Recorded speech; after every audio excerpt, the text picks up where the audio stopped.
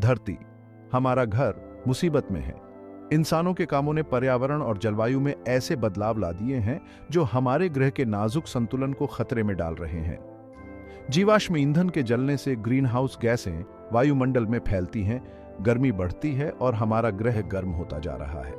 इस global warming के कारण समुद्र का स्तर बढ़ रहा है, ग्लेशियर पिघल रहे हैं और मौसम पहले से ज्यादा खराब होता जा रहा है। दुनिया भर में इसके नतीजे दिखने लगे हैं। समुद्र का पानी बढ़ने से तटीय इलाकों के लोगों को अपना घर बार छोड़ना पड़ रहा है।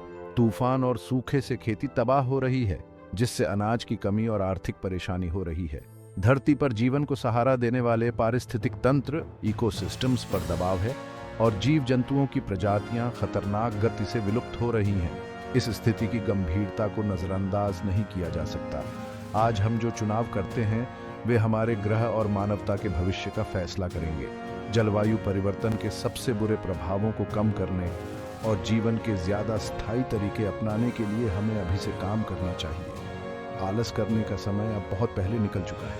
हमारे ग्रह का, हमारे इस एकमात्र घर का भविष्य खतरे में है। हमें एक ऐसे भविष्य का स्वागत करना चाहिए जहां हमारे कार्य पर्यावरण के प्रति गहरे सम्मान और आने वाली पीढ़ियों के लिए पृथ्वी के संरक्षण के लिए प्रतिबद्धता से प्रेरित हों। चुनौतियां बहुत बड़ी हैं, पर नवाचार और सामूहिक कलेक्टिव कार्यवाही की हमारी क्षमता भी उतनी ही बड़ी है।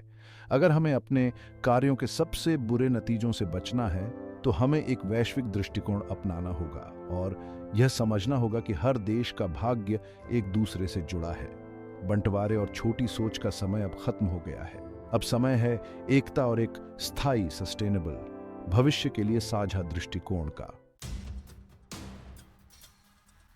जहां एक तरफ जलवायु परिवर्तन मानवता के भविष्य के लिए एक बड़ा खतरा है, वहीं यह एकमात्र खतरा नहीं है जिसका हम सामना कर रहे हैं। हमारा ग्रह कई तरह की प्राकृतिक आपदाओं के प्रति संवेदनशील है, जिनके विनाशकारी परिणाम हो सकते हैं। ऐसी घटनाएं जिन पर हमारा ज्यादा नियंत्रण नहीं है। उदाहरण के लिए सुपर वोल्केनो इरप्शन से पूरी धरती राख से ढक सकती है, सूरज की रोशनी बंद हो सकती है और पूरी दुनिया में भयानक सर्दी का दौर शुरू हो सकता है। 1815 में माउंट तंबोरा का फटना, जो सुपर वोल्केनो के हिसाब से बहुत बड़ा नहीं था, उसके कारण बिना गर्मी का साल आया था और दुनिया भर में फसलें बर्बाद हो गई थीं और अकाल पड़ गया था।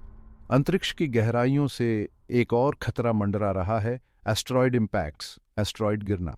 लाखों साल पहले डायनासोर का अंत तब हुआ था जब एक विशाल एस्टेरॉयड पृथ्वी से टकराया था और उसके कारण लगभग 76% पेड़ पौधे और जानवर खत्म हो गए थे। हालांकि ऐसी घटनाएं बहुत कम होती हैं, पर ये इस बात का संकेत हैं कि हमारा ग्रह कितना संवेदनशील है। सौर तूफान, सोलर स्टॉर्म्स तुरंत तो उतने विनाशकारी नहीं होते, पर ये हमारे तकनीकी ढांचे को बाधित, डिसरप्ट कर सकते हैं। पावर ग्रिड, संचार प्रणालियों, कम्युनिकेशन सिस्टम्स और उपग्रहों, सैटेलाइट्स को नष्ट कर सकते हैं। इस ग्रह पर रहने का मतलब है एक निश्चित स्तर का जोखिम उठाना।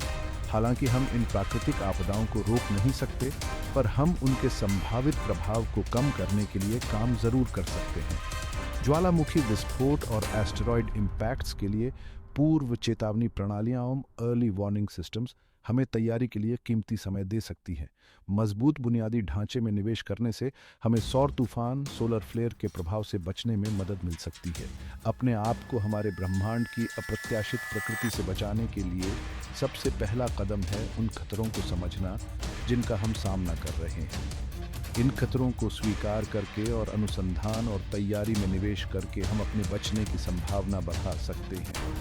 हमें सतर्क रहना चाहिए, पर डर से लकवाग्रस्त नहीं होना चाहिए। पृथ्वी पर जीवन का इतिहास विपरीत परिस्थितियों का सामना करने में जीवन के लचीलेपन का प्रमाण है।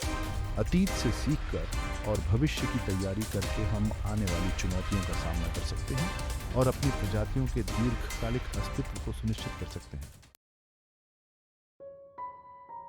जैसे जैसे हमारी आबादी बढ़ रही है, वैसे वैसे संसाधनों की हमारी मांग भी बढ़ रही है। हम जिस गति से पृथ्वी से संसाधन निकाल रहे हैं वह स्थायी, सस्टेनेबल नहीं है। हम उन्हीं व्यवस्थाओं को समाप्त कर रहे हैं जो हमारा पालन पोषण करती हैं। मीठा पानी, जो जीवन के लिए जरूरी है, दुनिया के कई हिस्सों में दुर्लभ होता जा रहा है। एक्वेफर्स, भूजल स्रोत, जितनी तेजी से भर रहे हैं उससे कहीं ज्यादा तेजी से खाली हो रहे हैं और नदियां सूख रही हैं। जंगलों की कटाई और अनसस्टेनेबल कृषि पद्धतियों के कारण मिट्टी का कटाव, सॉइल इरोजन, हमारे भोजन उगाने की क्षमता के लिए खतरा है। जैव विविधता, बायोडाइवर्सिटी, जो जीवन का जाल है जो हमारे ग्रह का समर्थन करता है, पहले कभी इतने खतरे में नहीं था। प्रजातियां खतरनाक गति से विलुप्त हो रही हैं। आवास के नुकसान, जलवायु परिवर्तन और प्रदूषण के कारण उनका अस्तित्व समाप्त हो रहा है। जैव विविधता के इस नुकसान से पारिस्थितिक तंत्र का लचीलापन कमजोर होता है और पर्यावरण परिवर्तन के अनुकूल होने की हमारी क्षमता कमजोर होती है। हमारे अनसस्टेनेबल तरीकों के परिणाम हमारे चारों ओर दिखाई दे रहे हैं। हम अपनी सीमा से बाहर जाकर जी रहे हैं। हम पृथ्वी की भरपाई करने की क्षमता से कहीं ज्यादा तेजी से संसाधनों का उपभोग कर रहे हैं। आगे का रास्ता साफ है। हमें अपने जीने के तरीके को ज्यादा स्थायी, सस्टेनेबल बनाना होगा। इसका मतलब है अपना उपभोग कम करना, जब भी संभव हो सामग्रियों का पुनः उपयोग और रिसाइकल करना, और ऐसी नई तकनीकों का विकास करना जो हमें ग्रह को और नुकसान पहुंचाए बिना अपनी जरूरतों को पूरा करने की अनुमति दें। एक सर्कुलर इकोनॉमी की अवधारणा, जहां कचरे को कम से कम किया जाता है और संसाधनों का यथासंभव लंबे समय तक उपयोग किया जाता है, एक आशाजनक रास्ता प्रदान करती है। हमें अपनी मानसिकता को दोहन से बदलकर संरक्षकता, स्टुअर्डशिप की मानसिकता बनानी होगी, यह स्वीकार करते हुए कि हम जीवन के एक नाजुक जाल का हिस्सा हैं। मानवता का भविष्य प्रकृति के साथ संघर्ष में नहीं, बल्कि उसके साथ सामंजस्य बिठाकर जीने की हमारी क्षमता पर निर्भर करता है। अब समय आ गया है कि हम स्थिरता के एक नए युग को अपनाएं, जहां हम अल्पकालिक लाभ के मुकाबले अपने ग्रह के स्वास्थ्य को प्राथमिकता दें और उपभोग के मुकाबले संरक्षण को महत्व दें। टेक्नोलॉजी मानवता के लिए वरदान और अभिशाप दोनों रही है। एक तरफ इसने हमें चिकित्सा, संचार और परिवहन में अविश्वसनीय प्रगति करने की अनुमति दी है, जिससे अरबों लोगों के जीवन में सुधार आया है। दूसरी ओर इसने हमें सामूहिक विनाश के हथियार भी दिए हैं, पर्यावरण क्षरण में योगदान दिया है और नई नैतिक दुविधाएं पैदा की हैं। जब हम भविष्य की ओर देखते हैं तो यह स्पष्ट है कि प्रौद्योगिकी हमारे भाग्य को आकार देने में महत्वपूर्ण भूमिका निभाएगी।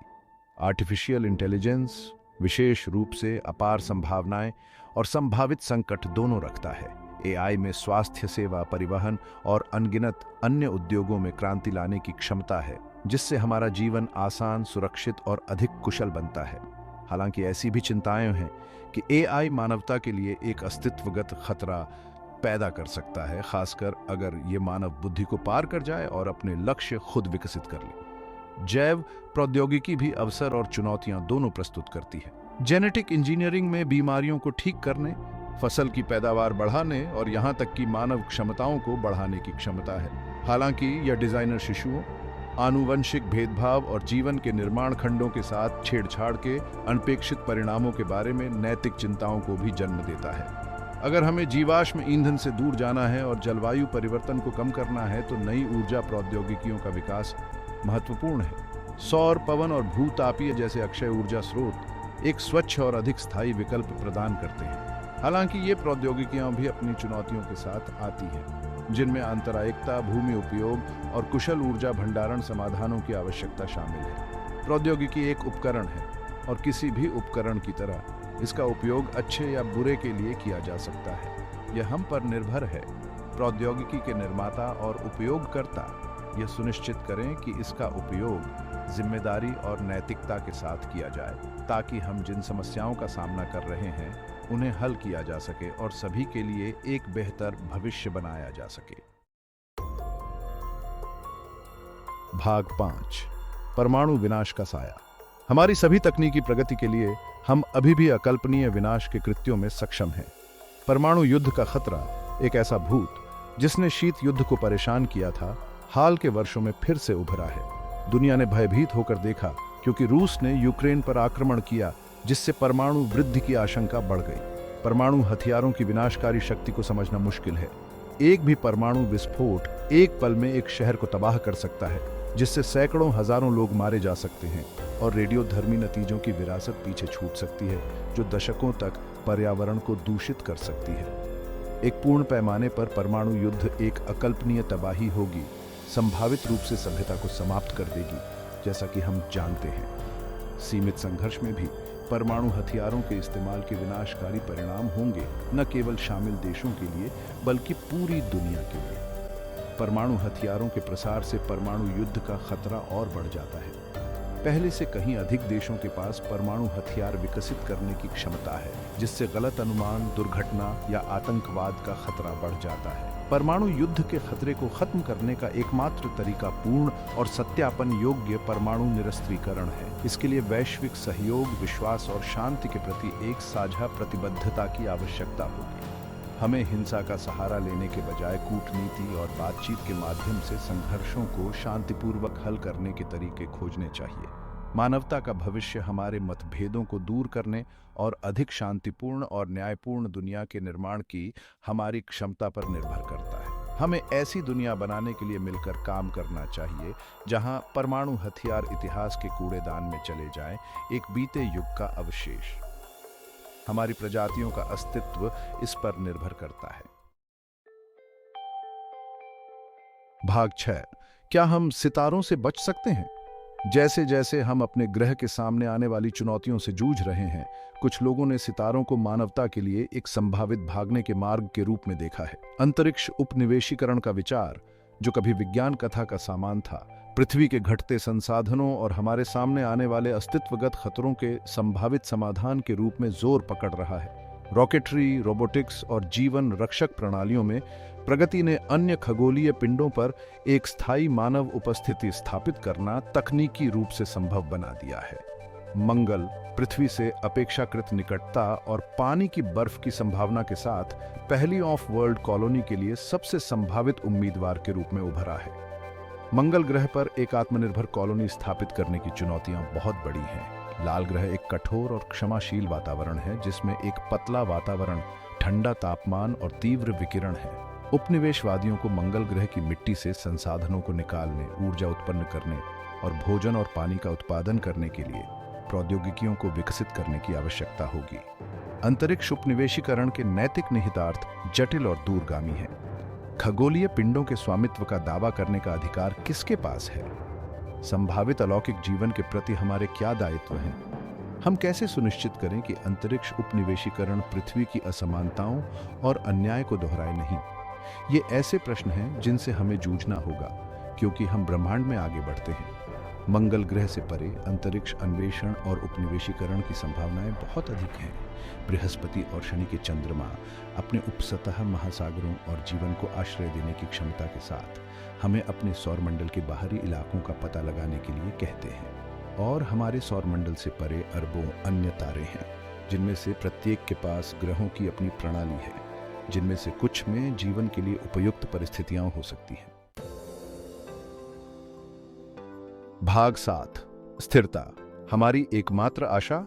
जबकि अंतरिक्ष उपनिवेशीकरण का आकर्षण निर्विवाद है, हम उस ग्रह के प्रति अपनी जिम्मेदारी को नहीं भूल सकते जिस पर हम वर्तमान में निवास करते हैं।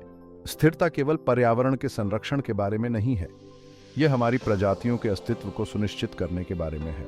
यह पहचानने के बारे में है कि हम जीवन के एक जटिल और परस्पर जुड़े हुए जाल का हिस्सा हैं, और यह कि हमारे कार्यों के परिणाम हमारे तत्काल परिवेश से बहुत दूर तक फैले हुए हैं।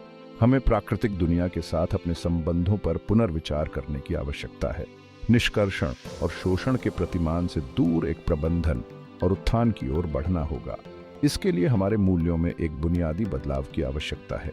अल्पकालिक लाभ पर ध्यान केंद्रित करने से लेकर आने वाली पीढ़ियों के लिए एक समृद्ध ग्रह की दीर्घकालिक दृष्टि तक हमें अक्षय ऊर्जा स्रोतों में निवेश करने, स्थायी कृषि पद्धतियों को विकसित करने और एक गोलाकार अर्थव्यवस्था बनाने की आवश्यकता है, जहां कचरे को कम से कम किया जाता है और संसाधनों का कुशलतापूर्वक उपयोग किया जाता है। शिक्षा ही कुंजी है।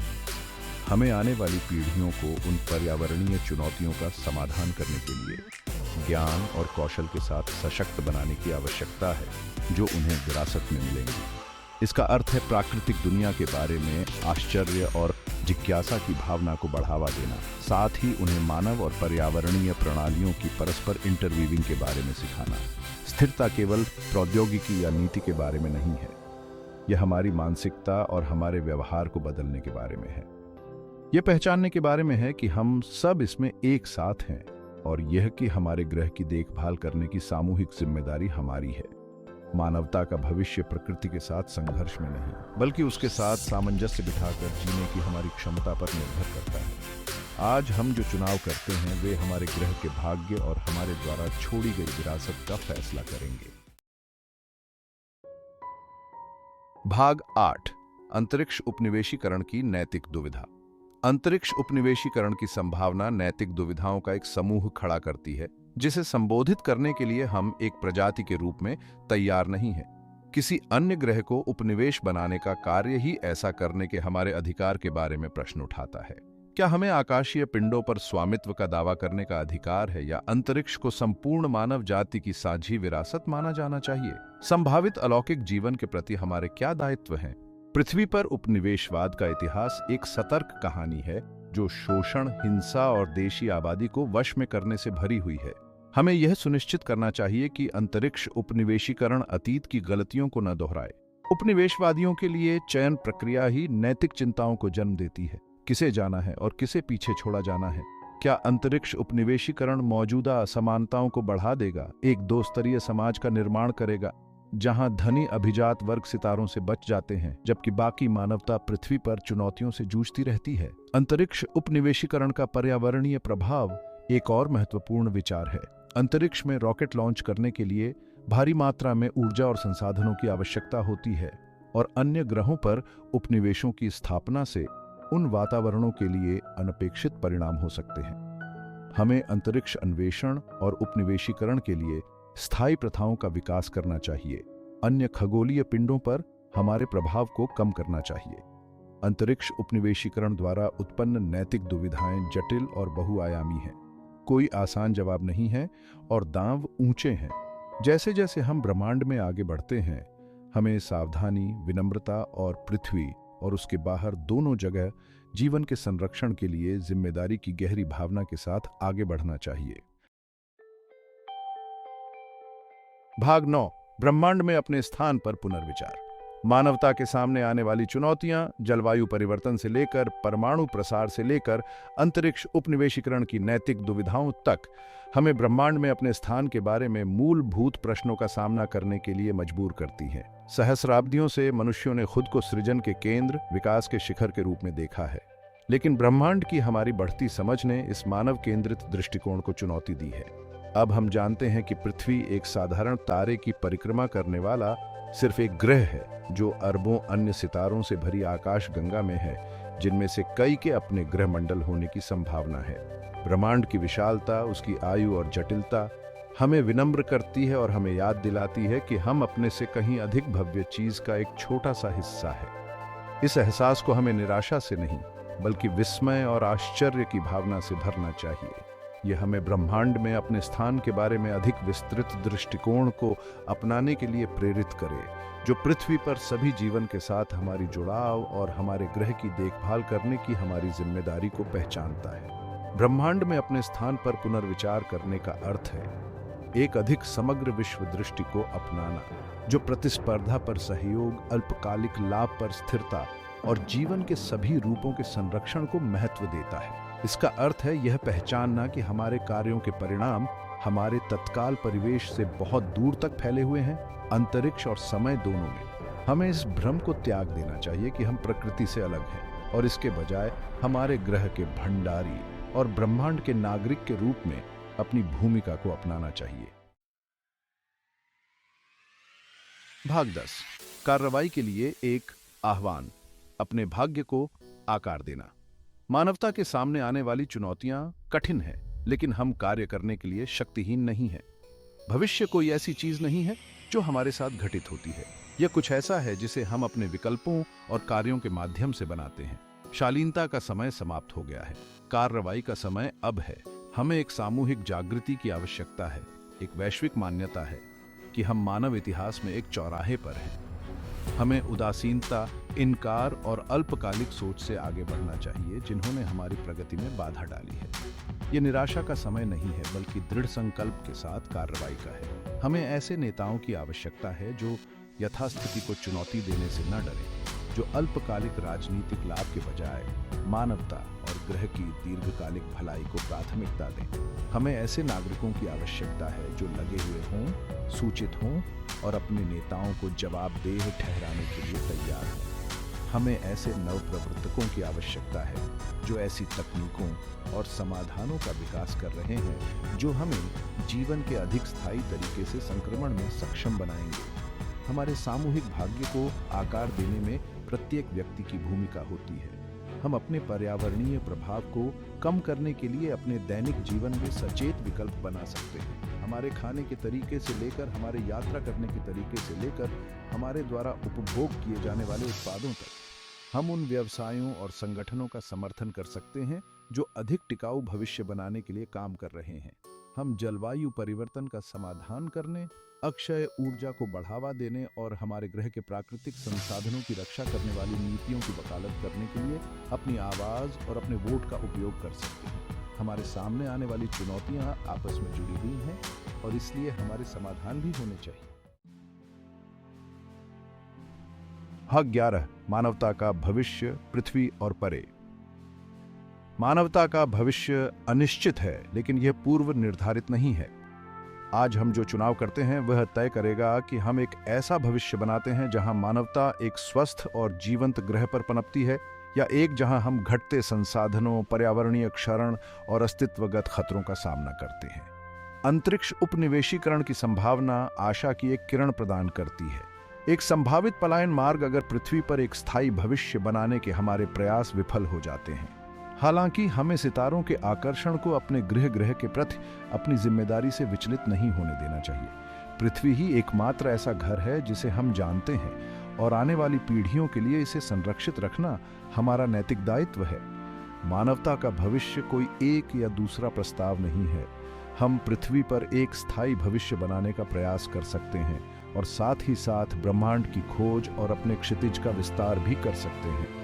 हमारे सामने आने वाली चुनौतियां बहुत बड़ी हैं, लेकिन नवाचार, करुणा और सामूहिक कार्रवाई की हमारी क्षमता भी उतनी ही बड़ी है। विज्ञान, प्रौद्योगिकी और मानवीय सरलता की शक्ति का उपयोग करके हम अपने सामने आने वाली बाधाओं को दूर कर सकते हैं और अपनी आकांक्षाओं के योग्य भविष्य का निर्माण कर सकते हैं। मानवता का भविष्य सितारों में नहीं लिखा है, यह उन विकल्पों में लिखा गया है जो हम आज करते हैं। आइए बुद्धिमानी से चुनाव करें।